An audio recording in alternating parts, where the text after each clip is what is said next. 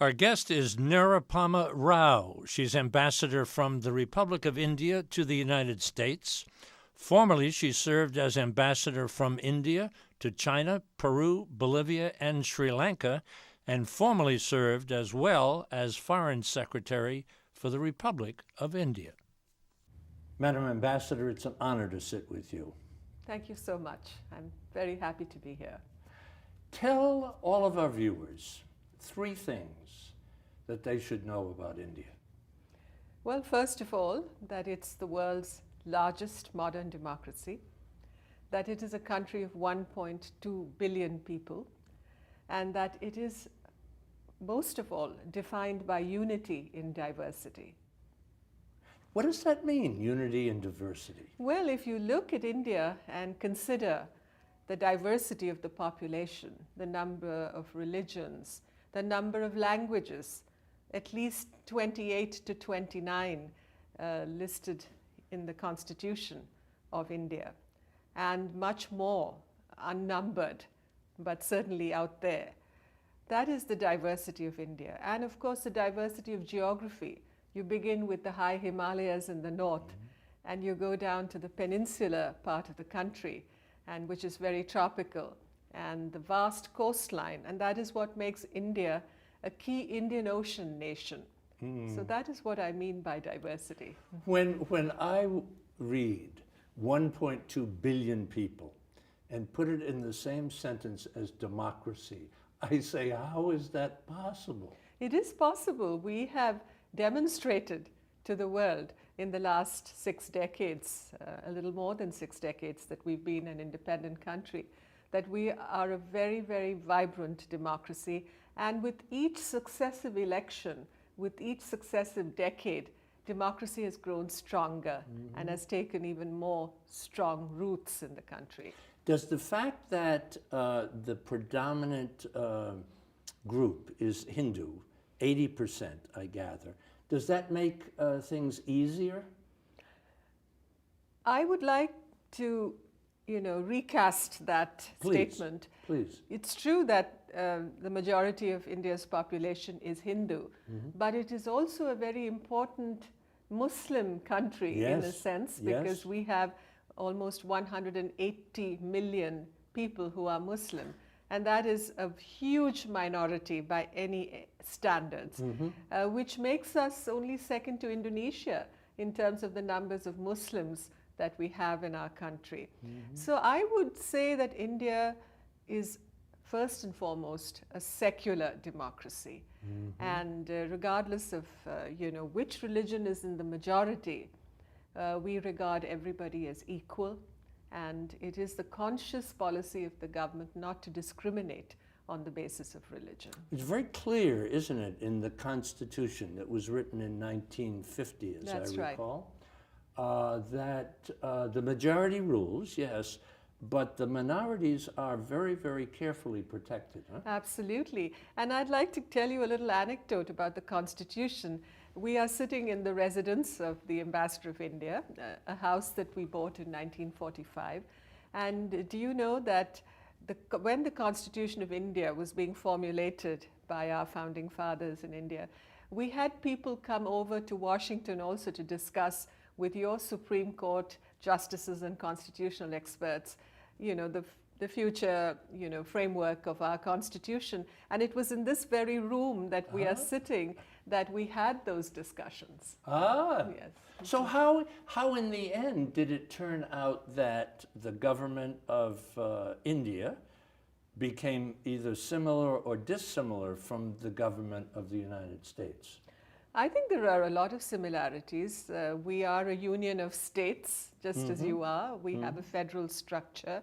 The state governments have a great deal of responsibilities, and there is a devolution of power to the state level. So I believe ultimately this relationship is defined more by similarity than by difference. You have the president. The prime minister has a lot of power. He's the head of government, yes.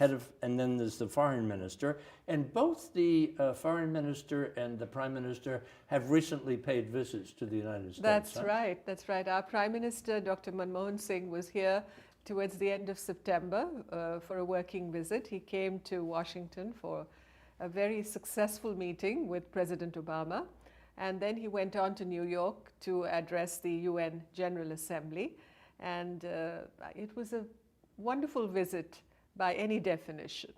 Over the years, what I perceive, and help me with this one, that the key element that brings the relationship between India and the United States continually forward is trust.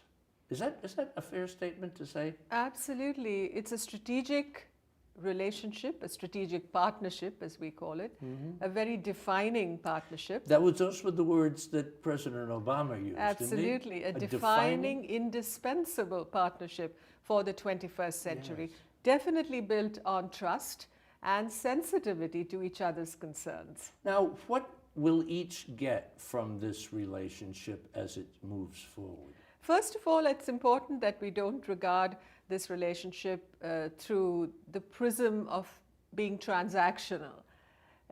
Obviously, there is give and take in any relationship, and there are benefits that accrue to either side when we conduct diplomacy. But I think what we need to look at is the fact that we have shared interests, we have shared values because we are democracies, and we have shared concerns. And what are those concerns? The concerns are fighting terrorism, for instance. The concerns are that we should ensure the security of sea lanes of communication. The concerns are that we should work together for peace and stability in the world, that we should share notes and interact closely on the state of the global economy.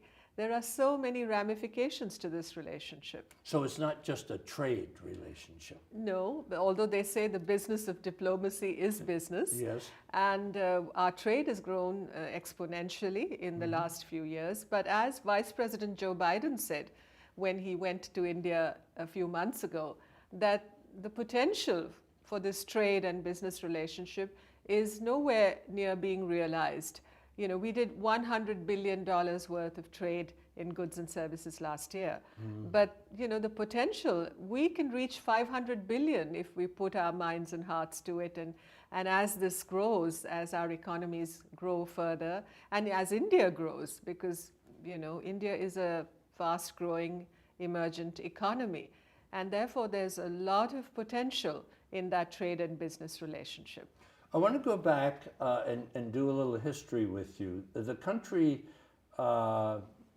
great empires, great history, and then all of a sudden in my mind came Great Britain.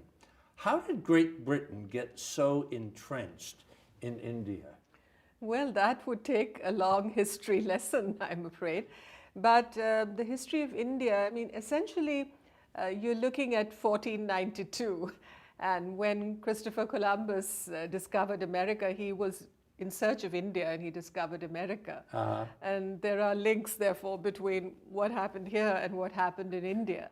And the British came as traders, and they converted themselves into dominators and you know, the progenitors of empire. That is what happened. And what happened to India, I think it's an object lesson in terms of how colonialism works. India, together with China, was one of the leading economies of the world in the 18th century. But by 1947, when we became independent, the state of our economy was in a shambles. We had been denuded, literally, of our wealth and our resources. And therefore, very few people, I think, understand the challenges that we have faced as an independent country, because we have had to build literally from ashes, literally from ashes.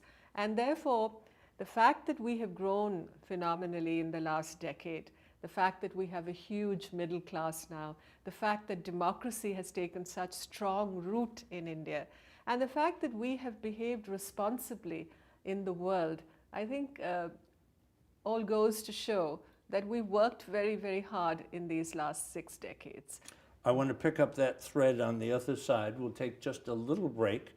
and tell the folks at home that we are talking with the ambassador from India to the United States and getting a wonderful lesson in both the history of India and its very special relationship with the United States of America. Sit tight. We'll be back on the other side with Ambassador Rao. This is America is brought to you by the U.S.-China Education Trust and the F.Y. Chang Foundation. The League of Arab States, representing 350 million people in 22 member countries. The Rotendaro Family Trust. The Embassy Series, uniting people through musical diplomacy, presenting international artists in diplomatic settings. And Ventana Productions, television facilities, editing, and distribution services. Madam Ambassador, what happened and what was going on around 1947? Well, we were on the eve of our independence. Mahatma Gandhi was leading our struggle for freedom, and the partition of India was impending also. With independence also came the partition of the subcontinent, as we refer to our region, and to India as it used to be in those days. So with the joy of independence also came the trauma of partition. So when I think of 1947 and I think of Mahatma Gandhi and the anguish and the sorrow that was caused to him because of the suffering of people affected by the partition of India.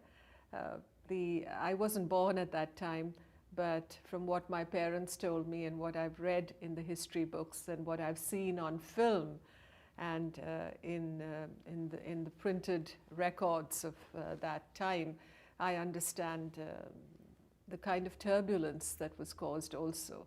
But there was great joy in the fact that we became independent. And if you have heard the speech that our first Prime Minister, Mr. Jawaharlal Nehru, gave on the eve of our independence, on the midnight before the 15th of August, the Tryst with Destiny speech. It's one of the greatest speeches of all time. I think it ranks with Lincoln's Gettysburg Address. So there's a separation of when you say partition, there's a separation from India Great was Britain, in a sense and then carved up. Carved up. Yes. And now Pakistan and India. That's right. What was the relationship then and what is the relationship now? Between India and Pakistan? Well, when you have a family feud, or when you have two parts of a family getting estranged or growing apart from each other, there will always be issues, there will always be complications. And I think that in many ways defines the relationship between India and Pakistan. But from our point of view, you know, Pakistan is a neighbor, and we can scarcely choose our neighbors. We cannot row ourselves away to Tierra del Fuego. We have to be there. We have to sit down, both of us, and resolve our problems peacefully. War is never a solution. And our policy towards Pakistan is essentially to promote dialogue and facilitate people-to-people exchanges, to increase trade and business contact between our two countries, and to look at the larger, more complex problems in a reasonable manner, to sit down and discuss how we can build common ground. And also, it's also vital, and I must mention this, that India is very, very insistent, and rightly so, that terrorism, which is promoted against us from safe havens within Pakistan, must end. Because otherwise the climate for peaceful resolution of our problems will not be there. Both countries are nuclear powers, huh? That's right. Is that good news or bad news? Well, again, you have to go into the circumstances. Nuclear weapons are never good news. We all know that. We have to work on a global level to ensure that we achieve complete, universal, non-discriminatory nuclear disarmament. Mm-hmm. And between India and Pakistan, there are a number of confidence-building measures in place to reduce tensions, both at the nuclear level and also at the level of conventional arms. So we have to work in the direction of strengthening those CBMs further.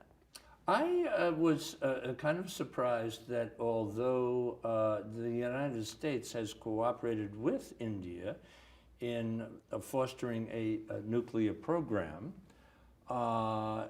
especially in the area of energy, that India does not sign on to the non-proliferation treaties. We have always regarded that as an unequal, discriminatory arrangement. And there is really no question of us signing on to the Nuclear Non-Proliferation Treaty. But what the United States did in 2008 was to work within the Nuclear Suppliers Group to obtain that exception for India. And that was a very historic step, if you ask me, that the United States took. And I think it was predicated on the basic assumption that between India and the United States, we share so much in common in terms of our aims and our values and our concerns. And that there was also recognition of the fact that India was never a proliferator. India had always acted responsibly when it came to the power and the potential that the nuclear technology holds for any country. And a very clear declaration of no first use. Absolutely. And also the civil nuclear cooperation between India and the United States. That's what it's all about. The United States has committed to assisting India in the field of development of civil nuclear energy. And I'll tell you why, because India is essentially an energy deficient country.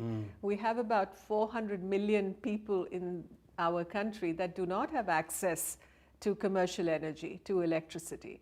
And we have to be able to develop the sources of clean and green energy. Obviously, we are very sensitive to issues like climate change and sustainable development, which also protects the environment. And nuclear energy is very important in that context. So one of the things from an economic point of view that you would be looking for now would be investment in the infrastructure of India. Absolutely. And underscored in there someplace, energy. Energy is key. When we talk infrastructure, we think energy, we think airports, we think ports, roads, bridges, and also telecommunication. You know, we have 250,000 villages in India, which we are going to connect through optic fibers by the end of next year. And that is going to be the backbone on which a national knowledge network is going to be built, because we have millions of kids, young people. You know, the median age in India is 28. We're a very young country. Yes. And we have to deliver knowledge. We have to capacitate young people in our country, build skills, and deliver knowledge to all these people. And that's where technology and innovation are so important. Yet at the same time, India is known as being a technology center, huh? Yes, because of the IT industry and because of the fact that we produce thousands of engineers every year. But for a country of 1.2 billion people, that's still not enough, and we have many people who still live in poverty.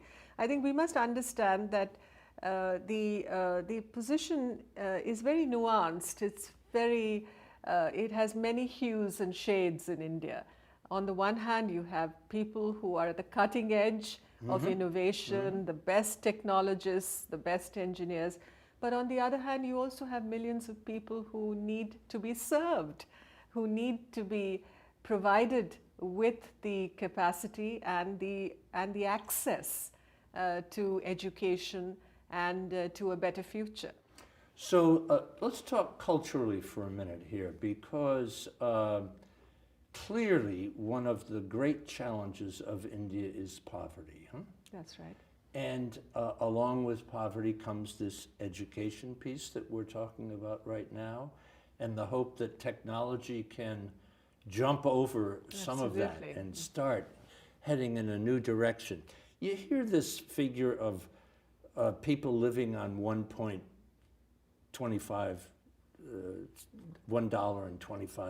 a day. How many people does that affect in India?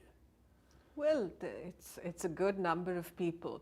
Let's look at the middle class of the country. You have 1.2 billion people, and you have about 350 million people who are middle class. And educated. And educated. Yes. But then you have about 400 to 500, even 600 million people who have to be lifted up out of poverty. But let me also tell you that the picture is, again, with India, everything is so mixed. There are states, we have 29 states in the country. There are some states, some provinces in the country that have a growth rate that has accelerated phenomenally in the last few years. You have some other states where growth is not that great. So we have to look at the mix of regions and rates of growth within the country to understand that even though there is poverty in the country, there are some states in India that are doing very well, that have managed to solve their population problem in terms of the increase of population. Many states it's at replacement level or below replacement level. In some other states there is still work to be done. So it will happen. You know, people are, in fact, are being lifted out of poverty very, very fast, because with each percentage rate of growth of the GDP, so many millions of people get out of poverty. So that's why growth is so important, and inclusive growth. Can you put your finger, Madam Ambassador, on what makes one of the states be able to solve their problems and the other states still struggling? Well, a number of factors. Some states, of course, have huge populations. There are states that have, 120 million people, 90 million people. That's a huge amount of there are some states that are better endowed in resources, that have been able to attract foreign investment. There are some states that have paid a great deal of attention to human development. I mean education, I mean health, maternal and child health. The focus has been in that So direction. it's a mix of all these factors. There are lessons to be learned from each of these experiences. Does the central government learn from the states? Oh yes, and I wonder if you saw this in the latest issue of Foreign Affairs. I think one of the latest issues. I saw this piece by Ruchir Sharma. He spoke about the rise of the states in India and how the regions, the states, are coming to really exert a great deal of influence on the conduct of affairs at the national level, and also in determining the direction the country takes. So this is an absolutely new phenomenon that most observers of Indian affairs will have to take into account. And even in foreign affairs, I think the relations at the state-to-state level, even between states in your country and states in our country, is rising. We were just in Kazakhstan attending this international summit, I guess we would say, on religions from all over the world. I see. And two of the folks that we interviewed there were from India. One was representing the Hindu faith, the other the Islamic faith. I see. And we got quite an education from the gentleman who presented a very, very articulate position on the fact that it's quite easy to call people Islamic extremists, but what came away for me was it wasn't really being fair to the religion. And what he was basically saying was there were an awful lot of uneducated people who were kind of following some activist leaders but didn't really have an understanding of what the faith was all about. And he pinned it back to education, lack of education. Absolutely, absolutely. You know, we have a saying, out of darkness lead me into light. And knowledge is light, literally. Yes. Knowledge is light. The light of knowledge is what illuminates the future. And it's very, I think it is necessary for us to understand the context in which we talk about religion today. And when it comes to Islam in India, the definition that Islam gave to itself in our subcontinent was... For information about my new book, The Chance of a Lifetime, and online video for all This Is America programs, visit our website, ThisIsAmerica.net.